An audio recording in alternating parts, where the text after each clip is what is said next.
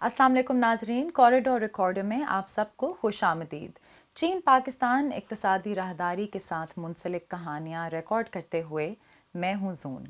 आज हमारे पास है हमने अदादो-शुमार के तबादले के लिए डेटा शेयरिंग एक प्लेटफॉर्म बनाया है जिसमें हर किस्म का जुग्राफियाई और अर्जियाती डेटा शेयर किया जा सकता है।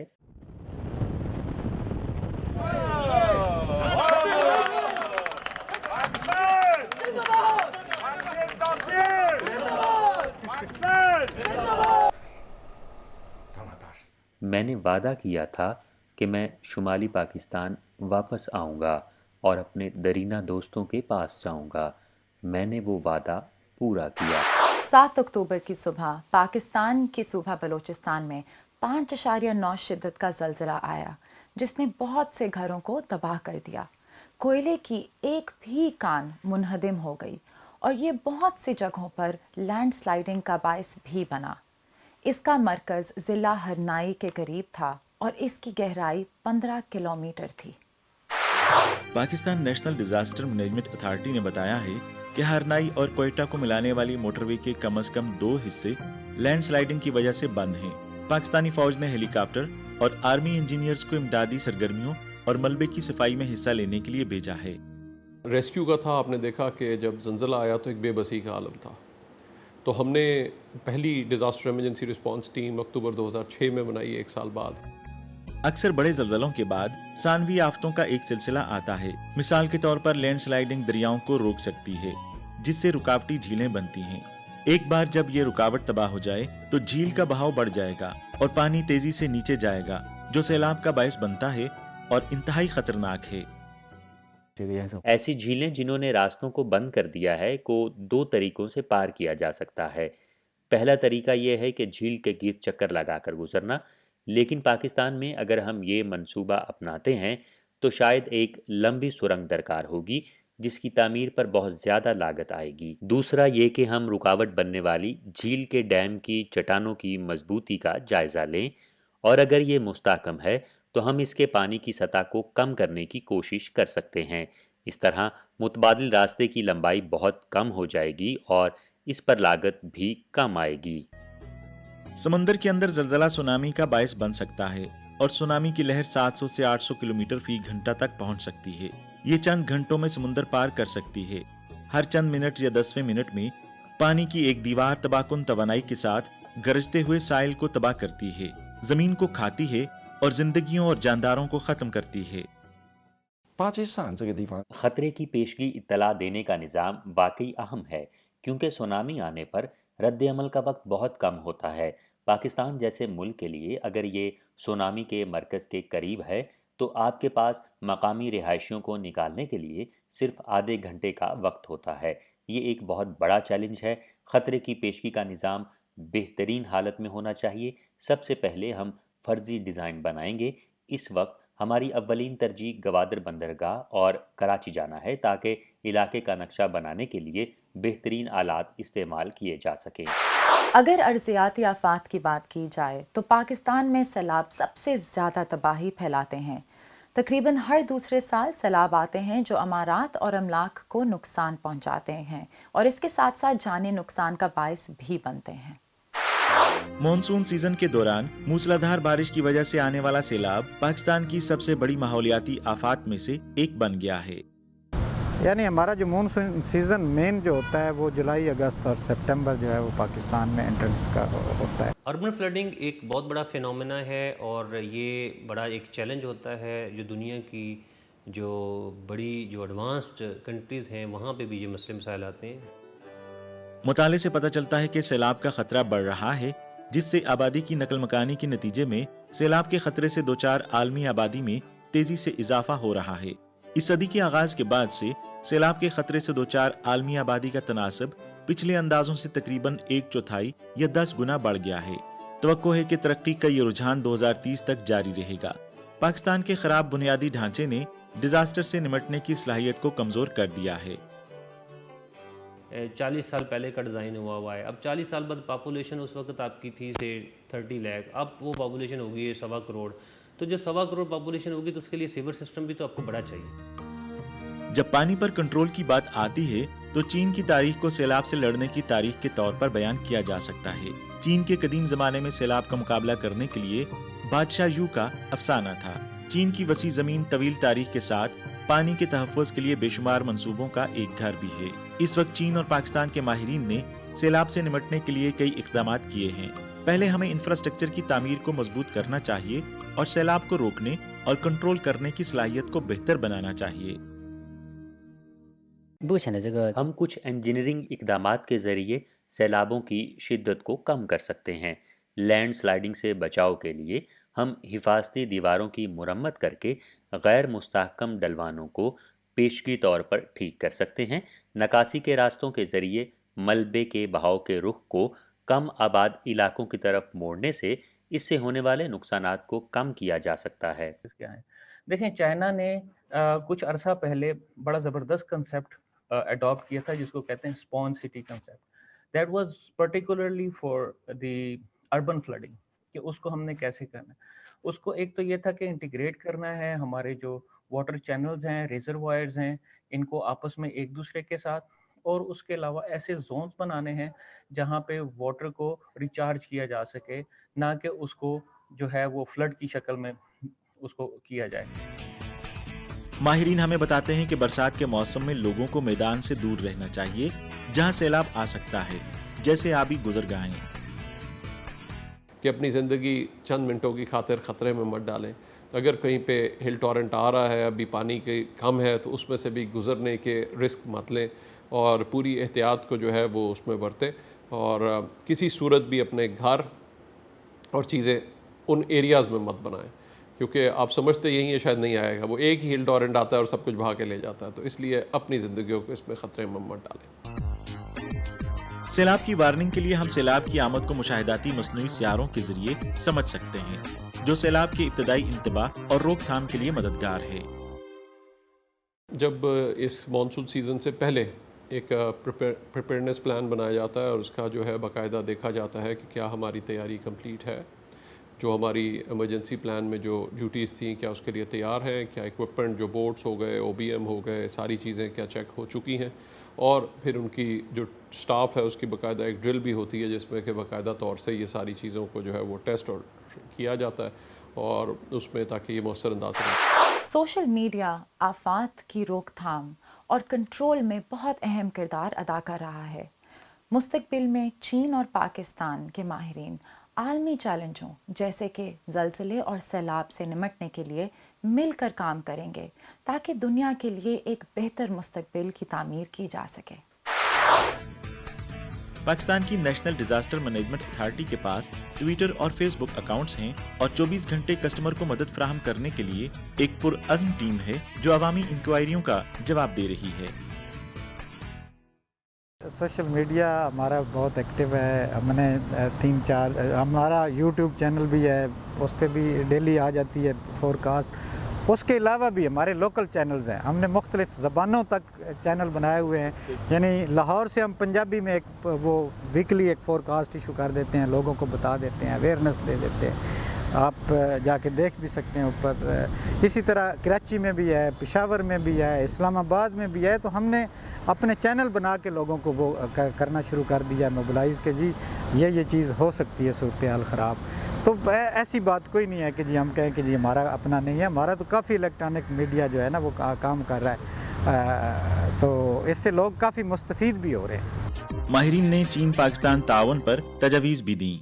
जहाँ पे चाइना चूँकि एक बहुत बड़ा है साइज़ में और उसका बहुत सालों का एक एक्सपीरियंस भी है, तो जहाँ पे उनकी रेस्क्यू टीमें हैं, जहाँ सारी दुनिया में फायर एंड रेस्क्यू टीम्स होती हैं और वो बाकायदा जो है वो रिस्पॉन्ड करती हैं, उन्हीं के साथ मिलकर हम जॉइंट एक्सरसाइज कर सकें, वहाँ पे जाके हमारी टीमें भी उनके साथ ट्रेनिंग हासिल कर सकें। तो ये बहुत ज़बरदस्त और एक बहुत फ़ायदेमंद चीज़ होगी, क्योंकि चाइना के ऑब्वियसली जो चैलेंजेस हैं वो बहुत ज़्यादा हैं, लेकिन उनके हम एक्सपीरियंस से सीख कर तो अपने इन चीज़ों के लिए और बेहतर अपनी तैयारी कर सकते हैं। चीन और पाकिस्तान पहले ही इमदादी कारकुनों की तालीम और तरबियत में ताउन कर चुके हैं और मुस्तकबिल के लिए पुरुम्मीद हैं। यानी हमारे मैक्सिमम लोग जो हैं PhDs जिन्होंने की हुई है क्लाइमेट चेंज पे या इस फ्लडिंग पे, फ्लड के सिस्टम पे, तो वो चाइना से काफ़ी उन्होंने एजुकेशन हासिल की है और इस मामले में चाइना का काफ़ी तामन है। चीनी और पाकिस्तानी माहिरीन के दरमियान आफात से निपटने के साजो सामान की टेक्नोलॉजी और साइंसी तहकीक पर मजीद ताउन भी होगा। 现在是这样的， हम पाकिस्तान में कुदरती आफात के मतवक्के मकामात पर नई डिज़ास्टर मॉनिटरिंग और ख़तरे की पेशगी इत्तला देने वाली टेक्नोलॉजी का इत्तलाक करेंगे। हम साइंसी तहकीक करेंगे और पाकिस्तान के शुमाली इलाकों में मुशाहदाती स्टेशन कायम करेंगे ताकि असल हालात की रोशनी में मकामी लोगों की हिफाजत को यकीनी बनाया जा सके। 我们建了一个这个 हमने अदादो शुमार के तबादले के लिए डेटा शेयरिंग एक प्लेटफॉर्म बनाया है जिसमें हर किस्म का जुग्राफियाई और अर्जियाती डेटा शेयर किया जा सकता है, पहले हमारे मरकज़ और चीन और पाकिस्तान के लिए और फिर मुस्तकबिल में हर तरह के सारफीन के लिए। हमने अदादो शुमार के तबादले के लिए डेटा शेयरिंग एक प्लेटफॉर्म बनाया है जिसमें हर किस्म का जुग्राफियाई और अर्जियाती डेटा शेयर किया जा सकता है।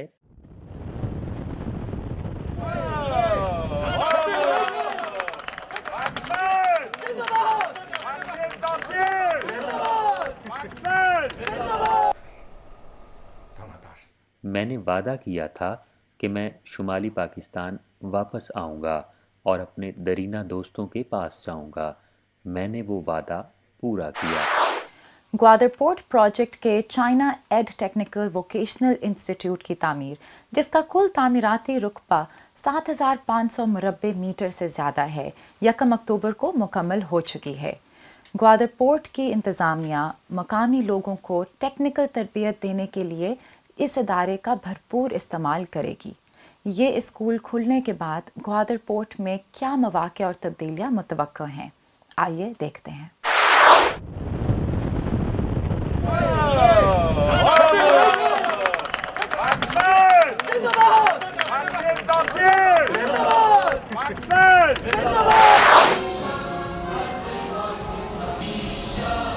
पाकिस्तान में चीन के सफीर नोंगरोंग ने एक तकरीब से अपने वीडियो पैगाम में कहा कि इंस्टीट्यूट की तकमील सी पैक का एक बड़ा संगी मील है।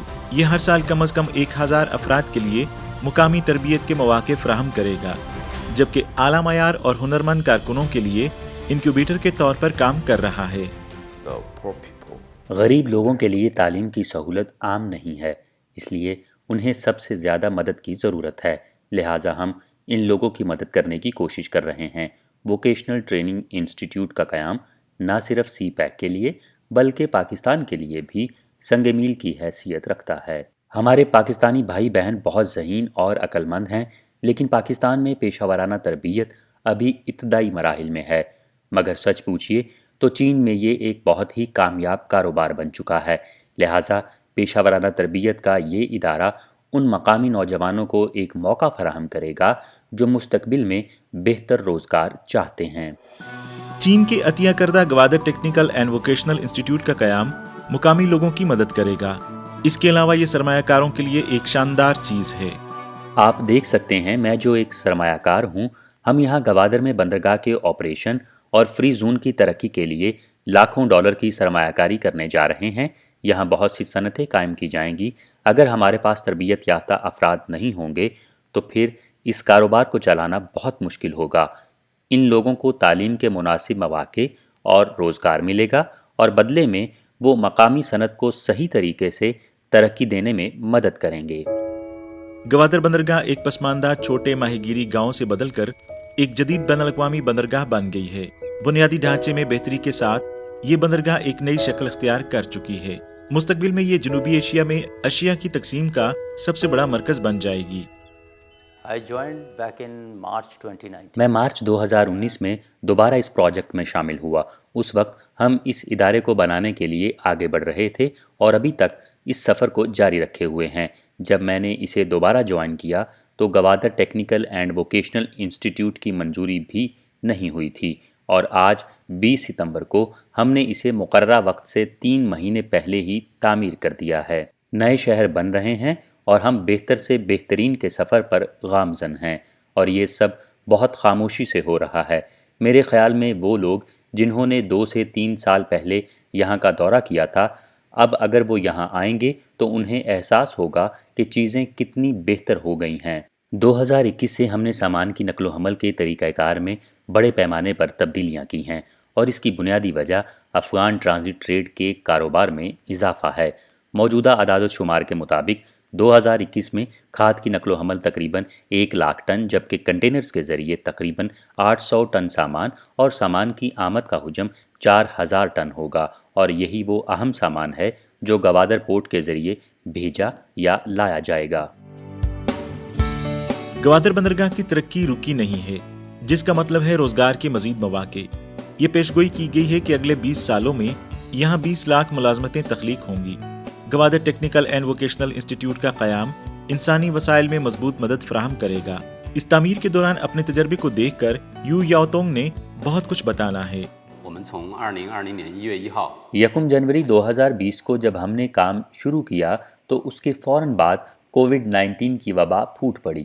اس وقت چینی کارکن وبا کی وجہ سے سائٹ پر نہیں پہنچ سکتے تھے، اس لیے ہم نے مقامی پاکستانی کارکنوں کی ایک بڑی تعداد بھرتی کی اور ان کی کارکردگی اور صلاحیتوں کو بہتر بنانے کے لیے انہیں تربیت دی تاکہ وہ سائٹ پر کام کر سکیں۔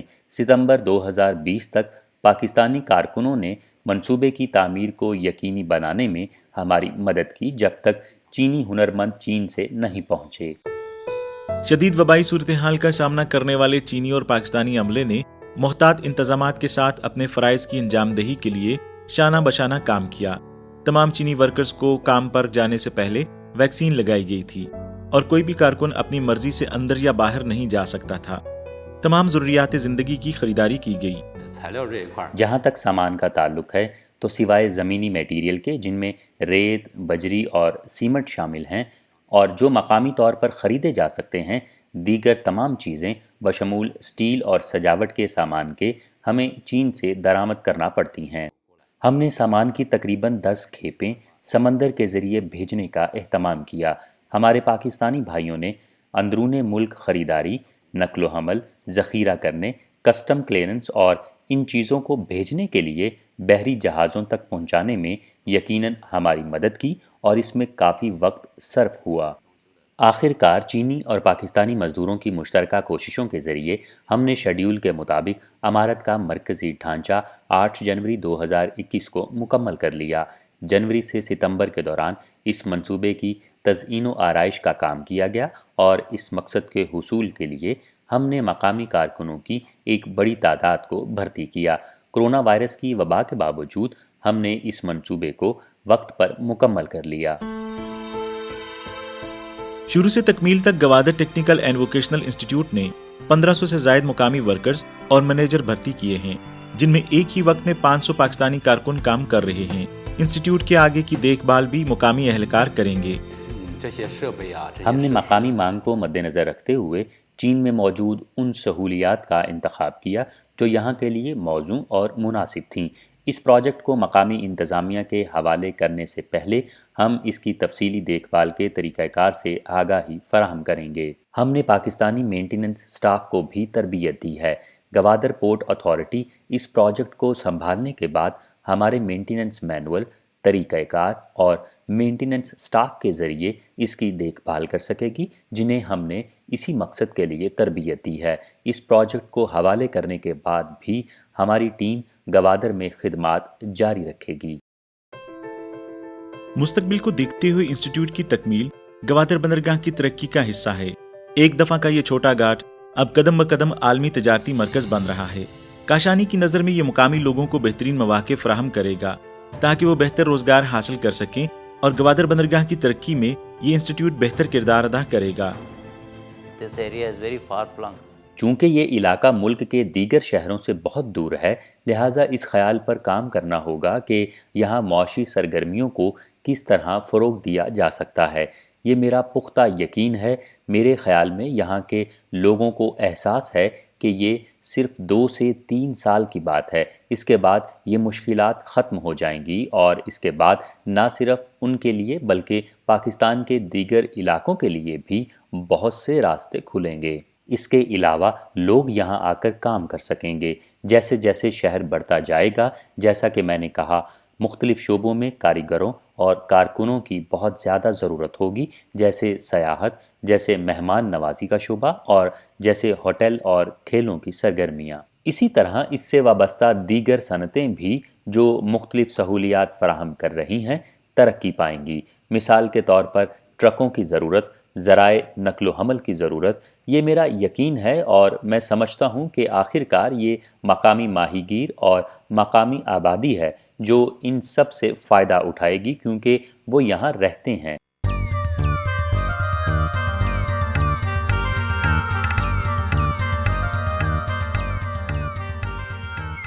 हमारे पास 4-5 कंपनियां हैं, लेकिन सिर्फ 9 चीनी अहलकार उन कंपनियों के लिए काम कर रहे हैं।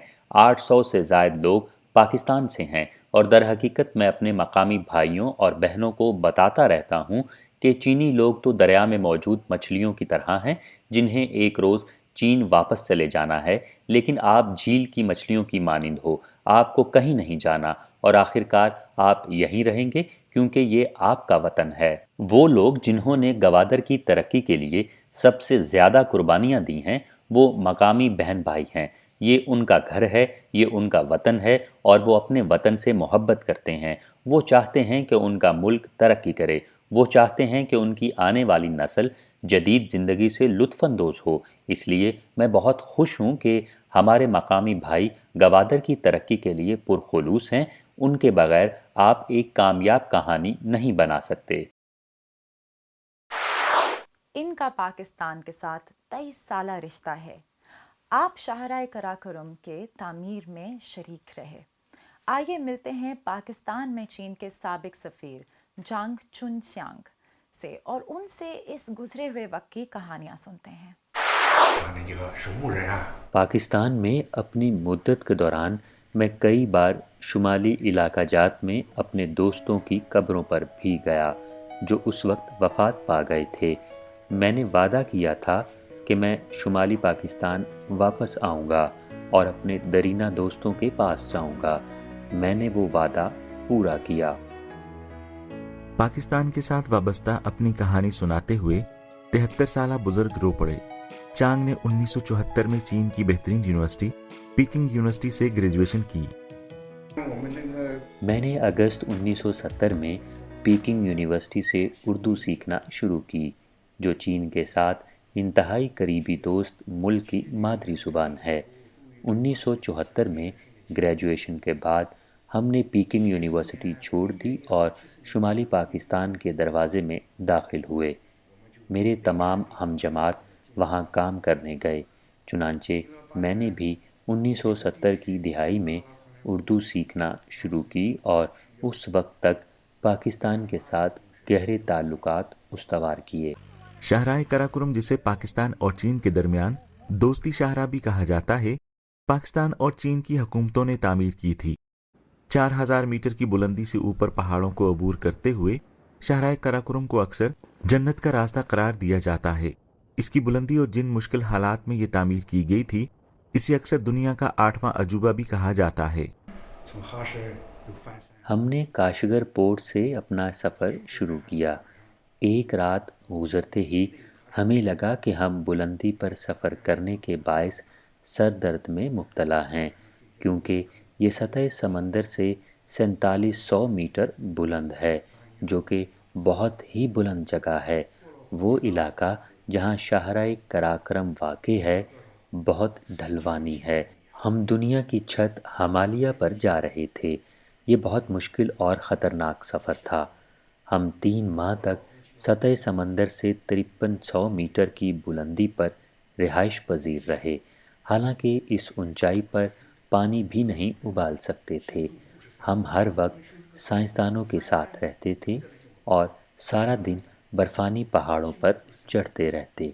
दरअसल हमें मकामी बाशिंदों से चीज़ें लेने की इजाज़त नहीं थी, लेकिन पाकिस्तानी देहाती हमेशा हमें खाना जैसे सब्जियां, सेब और खुबानी देना शुरू कर देते। शाहराह की तामीर के अमल में ख़राब कुदरती माहौल की वजह से अक्सर हंगामी सूरत हाल का सामना करना पड़ता था। कराकोरम हाईवे के दोनों तरफ तकरीबन 700 जानें ज़ाया हुई, जो कि हाईवे के 1 किलोमीटर फ़ी ज़िंदगी के बराबर है। ऐसे में पाकिस्तानियों और चीनियों ने इंतहाई हालात में एक दूसरे की हिमायत और मदद की है।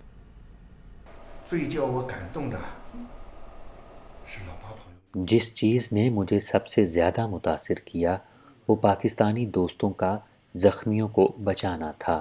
ہم میں سے کسی کی گاڑی الٹ جاتی یا اچانک لینڈ سلائڈنگ کا سامنا کرنا پڑتا تو پاکستانی دوست مدد کے لیے آتے۔ اگر ہمارے پاکستانی دوستوں کو بھی اسی قسم کی صورتحال کا سامنا کرنا پڑتا تو ہم بھی انہیں بچانے کے لیے جاتے۔